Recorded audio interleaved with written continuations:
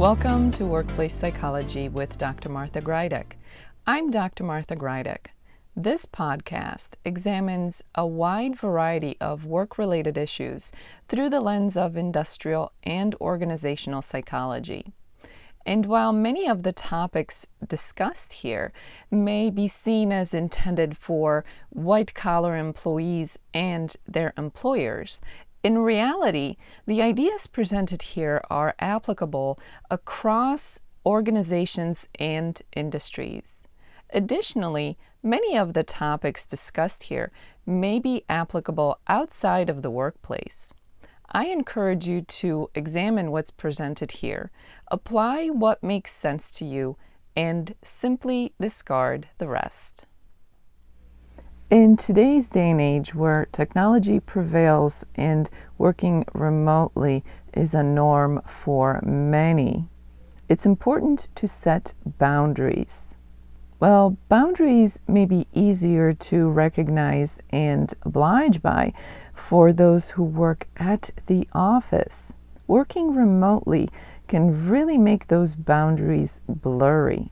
But the reality is that regardless of whether someone works on-site or remotely, today's technology makes it entirely too easy for individual employees to be reached by their employers, their customers, and their colleagues.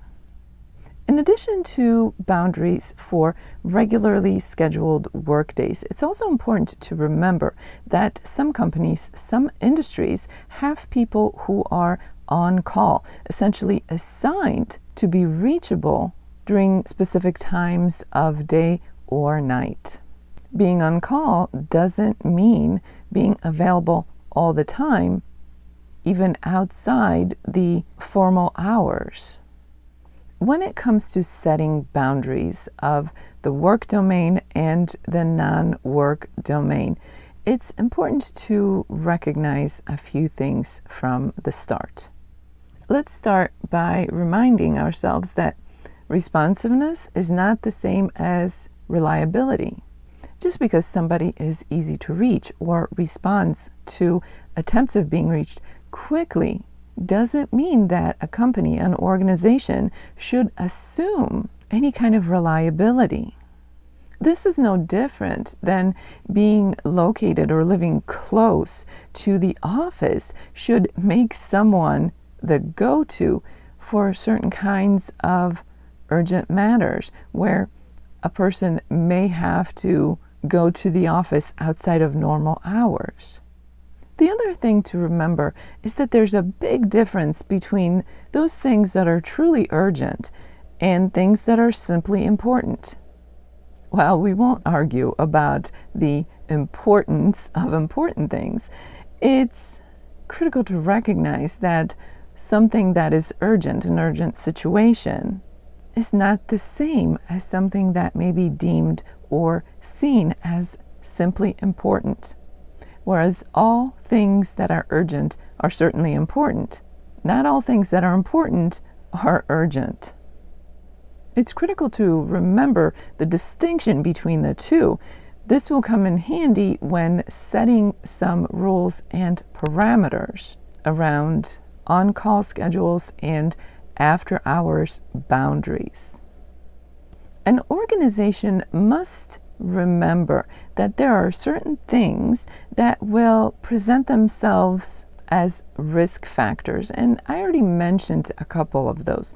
One, being reachable or being responsive could lead to assumptions by the organization or by other colleagues. Similarly, living in close proximity to the on-site location may lead to certain assumptions about the availability of that person or their willingness or even certain responsibilities.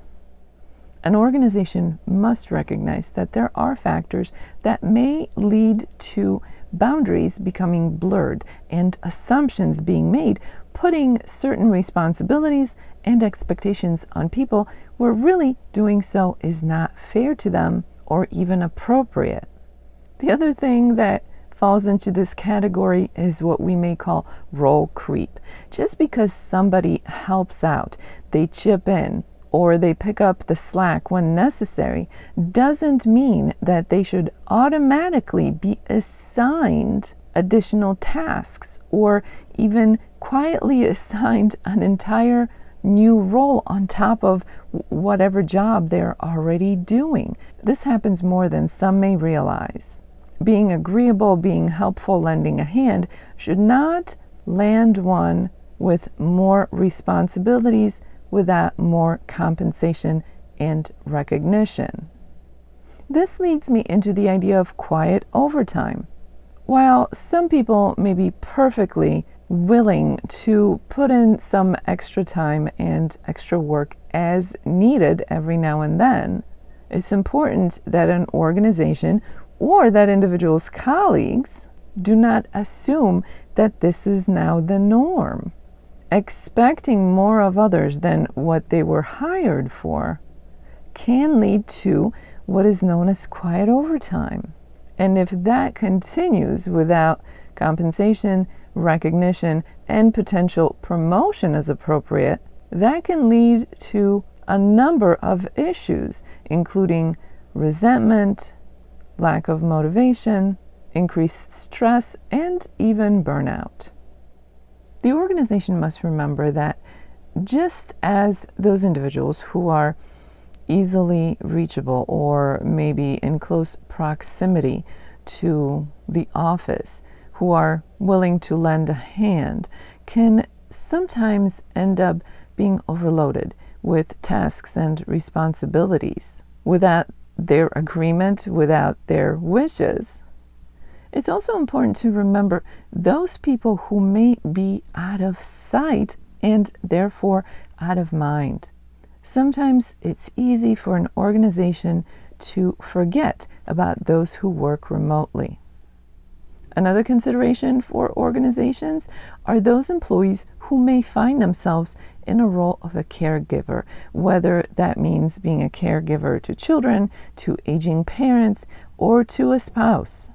Whatever the situation may be, the organization must be sensitive to that person's needs and abilities so that they can work within the organization in such a way that they're able to succeed.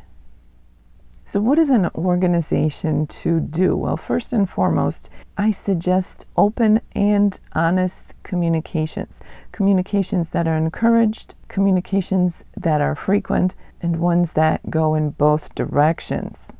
Employees should be comfortable bringing up their needs and starting conversations with their employer. At the same time, the organization has a responsibility to get to know their employees, to understand what their needs and capabilities are. Managers and team leaders should be gathering information on a regular basis. This is information that should let the organization get to know who the employee is and what their needs and capabilities are. The second suggestion is policies. It is absolutely critical that organizations have policies in place, policies that are tried and tested and adjusted as necessary, policies that are adhered to. There's no point of having policies if nobody sticks to them. So in order for policies to work, they have to make sense, they have to be workable, and they have to be followed by everyone involved. If a company has on-call protocols or on-call needs, there should be a fair system in place where rotation of employees may be introduced as appropriate. Making sure that individual employees get the kind of time off from additional hours or from after-hours responsibilities that everyone should be able to enjoy. In other words, unless someone is specifically scheduled to be reachable or to be on call, they should be assumed as being in a do not disturb mode. Using appropriate tools can be a tremendous help when it comes to setting and keeping boundaries, keeping the work domain separated from the non-work domain, keeping the on-call reality manageable and realistic. Have a set of procedures in place. Understand what to do and how to do it if there's an escalating issue. Review those policies and whatever tools are in place on a regular basis and revise them or fix them or replace them as necessary. This is more often than not a systems problem and not a people problem. Establishing team norms can be tremendously valuable to the organization as a whole. Agreeing on identifying and agreeing on the team's focus, the team's goals, the organization's goals, defining terms as they are understood within the organization or within the industry, remembering severity definitions. In other words, being able to define what is important and what is urgent, and potentially what is an emergency. All of those are critical. They should absolutely be established within all teams. Taking it one step beyond that, it is critical that communication between teams relies on the same structure and agreements so that everyone is speaking the same language. A very common example is the potential for misunderstanding or having a different definition for the term bi-weekly. To some people, that means every 2 weeks or every other week. To other people, that may mean twice a week. That example right there tells us how important it is for everyone to have the same definition to make communications across the entire company smoother, and the rules, policies, and parameters easier to understand and follow. Of course, it is absolutely critical for management and those in leadership positions to lead by example. Basic rules and requirements cannot be different for management and non-management employees. Do as I say, not as I do, inspires no one and gets nothing accomplished. As a matter of fact, it tends to cause more damage than anything else. So it's important that managers and those in leadership positions are absolutely on board. As this episode comes to an end, let's review what was discussed. Separating work from our non-work lives can be difficult enough, whether we're working on-site or virtually. Today's technology makes it entirely too easy for everyone to be reached. It's important that organizations and employees understand the importance of separating the work and non-work domain. If organizations have requirements for on-call type of availability, boundaries can become even more blurred. It is the employer's responsibility to recognize what potential factors could lead to such blurred boundaries. Having policies in place and clear definitions that everyone understands is key. Team norms within the organization can be critical to defining and keeping proper boundaries. And of course, having the right tools can make or break the experience. As always, leaders and managers have a tremendous responsibility to model the kind of behavior that they expect from the rest of the workforce. As this week unfolds, I invite you to examine what the boundaries look like within your organization, whether you're the employer or an employee, whether you are in a position of management or not. Do you know what the boundaries are? Do you have a clear understanding of your company's policies? Are those boundaries and policies adhered to?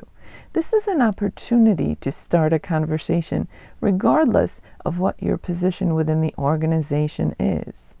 This may be as simple as an anonymous suggestion or as forward and open as a conversation with your immediate manager. If you are an employer, I strongly suggest that you open your ears and start asking questions. You may be surprised what you find out and what needs to be changed within your organization.